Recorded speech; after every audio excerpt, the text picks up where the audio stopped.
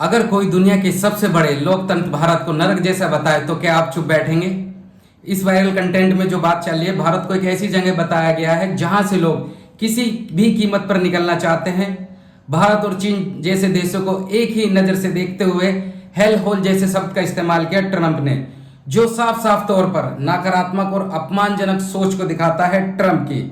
इससे यह भी इशारा किया गया है कि भारत के लोग सिर्फ अमेरिका की नागरिकता पाने के लिए, यानी भारत को एक ऐसे देश की तरह पेश किया गया जहां कोई मौके नहीं है, तुम्हारे पास कोई ऑप्शन नहीं है, जिंदगी में तुम लोग कुछ नहीं कर सकते। लेकिन सच में क्या ऐसा है? ये सिर्फ एक तरफा सोच है ट्रंप की, जो इस तरीके के बयान देता है। इस तरह की बातें न सिर्फ भारत की छवि को नुकसान पहुंचाती हैं, बल्कि करोड़ों लोगों की मेहनत, अचीवमेंट और उनके हौसले को भी तोड़ने के काम करती हैं। सबसे बड़ी बात, ये मामला इमिग्रेशन पॉलिसी का है।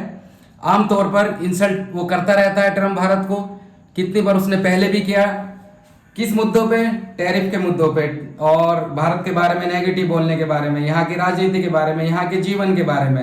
कारण क्या हो रहा है कि हमारी सरकार कोई जवाब नहीं दे रही है इस पे। फिर भी कुछ हद तक देखा जाए तो ईरानी गवर्नमेंट ने कुछ पोस्ट किए हैं, कुछ ट्वीट किए हैं। उन्होंने कहा हो कि भारत को आके देखो कितना खूबसूरत है भारत। तुम देखना ही चाहते हो तो भारत की हेरिटेज पैलेस देखो। प्लस बहुत सारी चीजें ऐसी हैं यहाँ की, कुतुब मीनार है, इंडिया गेट है, कुछ पार्क्स हैं, हेरिटेज पैलेस हैं, पुराने मंदिर हैं।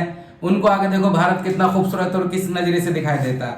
और हेल होल जैसे शब्द से भारत को बोलना इस ऐसे भारत के लिए ये कहना कि हम लोगों के लिए अपमानजनक है। कारण हमारे यहाँ के जितने भी ये पॉलिटिशियन हैं, हर चीज के लिए आपको एक छोटा एग्जाम देना पड़ता है। आप क्लर्क के लिए जाएंगे एग्जाम देंगे, बैंक की जॉब के लिए जाएंगे एक एग्जाम देंगे। बट यहाँ पर क्या हो रहा है, पॉलिटिशियन को बिठा दिया जाता है बिना एग्जाम के। ये पढ़े लिखे नहीं है, ना इन्हें समझ है, ना इन्हें पता है, कम्युनिकेशन स्किल अच्छी नहीं है इनकी।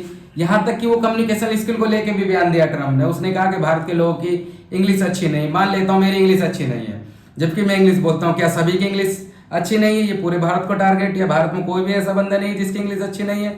हमारे मनमोहन साहब कितनी अच्छी इंग्लिश बोला करते थे। उसके अलावा भी और बहुत सारे पॉलिटिशियन हैं। राघव चड्ढा, वो बहुत अच्छी इंग्लिश बोलते हैं। और कितने सारे पॉलिटिशियन जो लैंग्वेज को लेकर बहुत अच्छे से बात कर सकते हैं, क्योंकि उनकी कम्युनिकेशन इंग्लिश अच्छी है। बट वो सीधा कम्युनिकेशन को बोल रहा है। दूसरी बात उसने बोला है टेरिट्स विद द लैपटॉप। ये क्या बात हुई? बिल्कुल गलत बात है। इंसल्ट पे इंसल्ट हो जा रहे हैं। और हमारा नेता, हमारे विदेश मंत्री से पूछा गया कि आप इस पे अपनी प्रतिक्रिया क्या देंगे, तो उनकी कोई भी प्रतिक्रिया नहीं। वो कहते हैं कि हम इस मुद्दे को ज्यादा नहीं बढ़ाते, मुद्दे को नहीं बढ़ाओ, इसको बात को यही खत्म करते हैं। पर ये कहीं ना कहीं हम जैसे लोगों के लिए इंसल्ट है। उनकी सोशल मीडिया वाले क्या करते हैं, वो आते हैं भारत आने के बाद किसी भी स्लम एरिया में जाएंगे। स्लम एरिया में जाने के बाद आप देखें किस तरीके के वो पोस्ट क्लिक करते हैं, किस तरीके के फोटो क्लिक करते हैं। एक अच्छा शानदार रेस्टोरेंट है, वो उसमें नहीं जाएंगे, वहां पे क्लिक नहीं करेंगे। उनका क्या होगा, ठेली के पास एक भिखारी लेटा हुआ है जो सोया है, उसका पोस्ट, उसके फोटो क्लिक करने के बाद सोशल मीडिया पे दिखाएंगे। प्रदूषण इस तरीके से, चलो माना प्रदूषण है, सब देश में कहीं ना कहीं प्रॉब्लम्स हैं।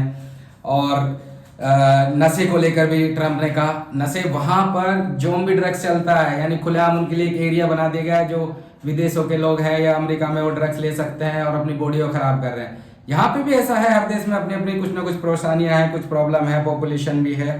पर उनको जो दिखाना है सिर्फ नेगेटिव पॉइंट दिखाना है। नेगेटिव पॉइंट के साथ साथ वो लगातार इंसल्ट करता जा रहा है। और हमारे नेता कुछ भी बोलने के लिए इस पे एग्री नहीं और ना ही कुछ बोलना चाहते हैं। तो दोस्तों, आपका काम है ट्विटर पे इन सब चीजों को टैग्स करें। जो क्रिएटर है वो वीडियो बनाए, बात रखें। जो इंग्लिश में कंटेंट क्रिएट करते हैं वो इंग्लिश में कंटेंट क्रिएट बताएं, और यूएसए को टैग करें। उन्हें बताएं कि भारत बहुत खूबसूरत है, आओ कभी नोएडा, आओ कभी दिल्ली।